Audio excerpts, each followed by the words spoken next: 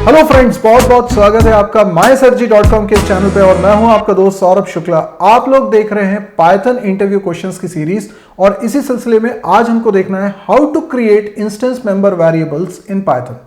तो सबसे पहले तो मैं आपको बता दूं कि इंस्टेंस ऑब्जेक्ट और क्लास ऑब्जेक्ट दो अलग अलग चीजें हैं और इंस्टेंस ऑब्जेक्ट के अंदर हम जो वेरिएबल्स देखते हैं उनको बोला जाता है इंस्टेंस मेंबर वेरिएबल्स।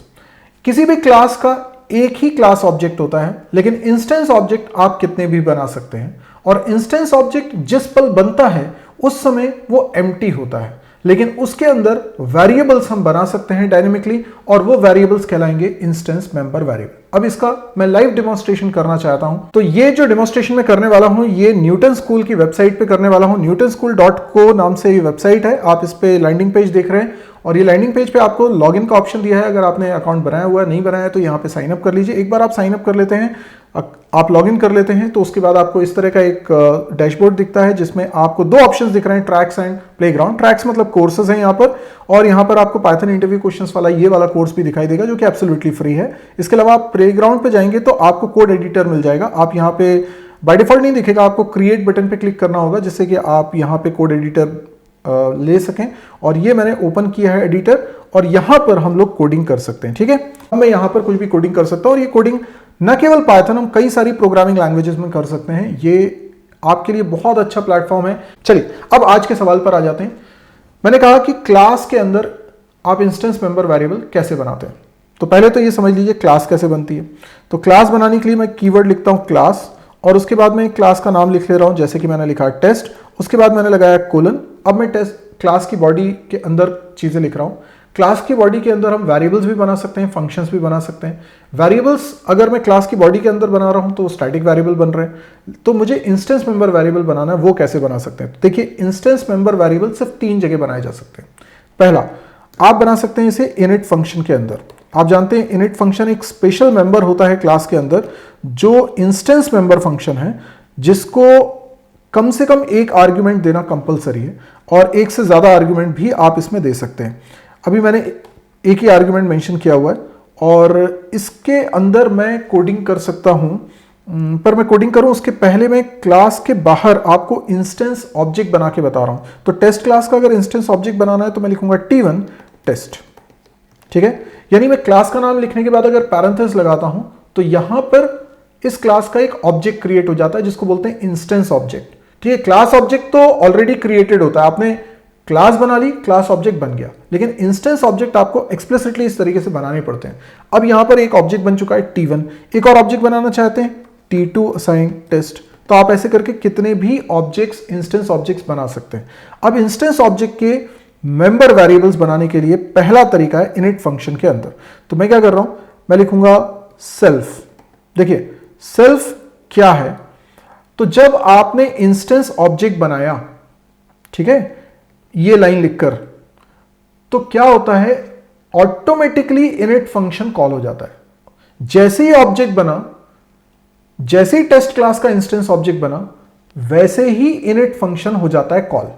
और इनिट फंक्शन में इंप्लिसिटली ये अभी अभी बना object T1 as an argument pass हो जाता है। इंप्लिसिटली मतलब हमें एक्सप्लिसिटली पास नहीं करना पड़ा, वो अपने आप पास हो गया। एक तो इनिट फंक्शन अपने आप कॉल हो गया और उसमें एक आर्ग्यूमेंट भी अपने आप पास हो गया, वो यही ऑब्जेक्ट है जो आपने अभी बनाया। तो जब भी हम ऑब्जेक्ट बनाते हैं, इंस्टेंस ऑब्जेक्ट बनाते हैं, इनिट फंक्शन कॉल होता है और उसमें ये ऑब्जेक्ट जो अभी अभी बना है वो पास भी हो जाता है।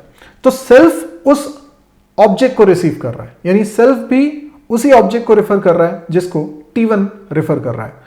तो मैं लिख सकता हूं सेल्फ डॉट ए असाइन, कुछ भी वैल्यू लिख दी मैंने, लेट से 5, तो ये मैंने इंस्टेंस मेंबर वेरिएबल बना लिया। अब अगर मैं देखता हूं कि सेल्फ डॉट बी असाइन 10, तो मैंने एक और इंस्टेंस मेंबर वेरिएबल बनाया। तो एक तरीका तो ये है। चलो अभी ये बी वेरिएबल इसमें नहीं बनाता हूं, दूसरा तरीका बताता हूं किस तरीके से हम लोग इंस्टेंस वेरिएबल और बना सकते हैं, इंस्टेंस ऑब्जेक्ट वेरिएबल बना सकते हैं। तो मैं इंस्टेंस मेंबर फंक्शन में भी ये काम कर सकता हूं।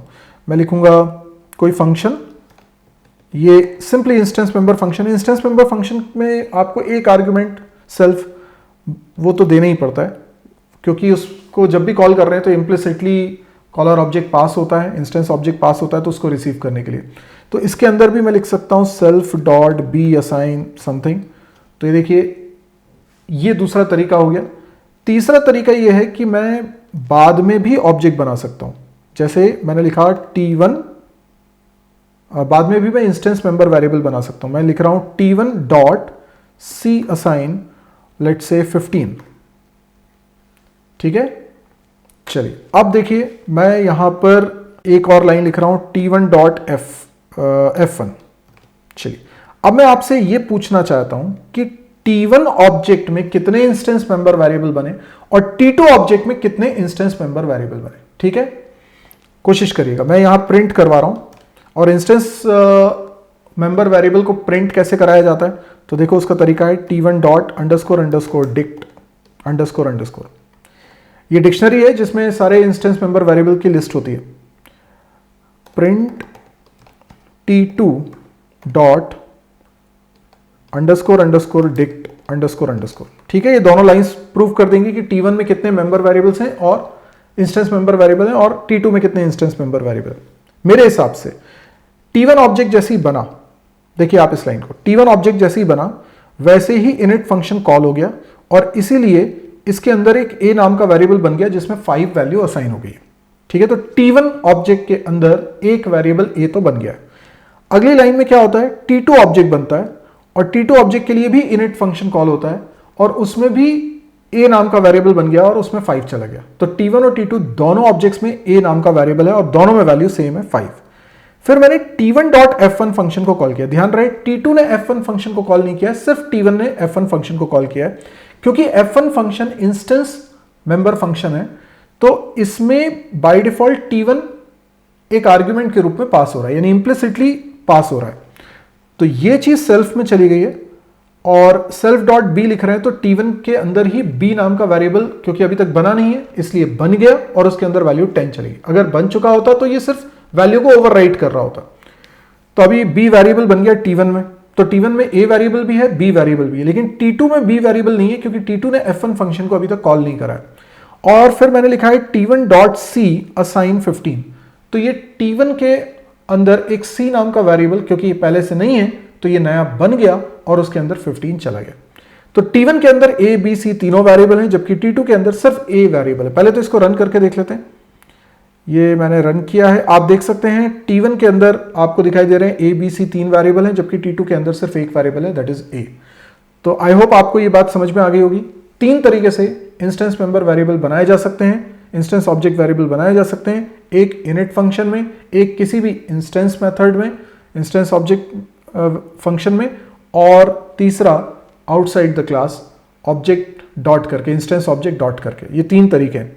और फिर कहीं पर भी आपके पास इंस्टेंस ऑब्जेक्ट है तो उसमें डॉट लगा के आप लिख सकते हैं, वेरिएबल बना सकते हैं।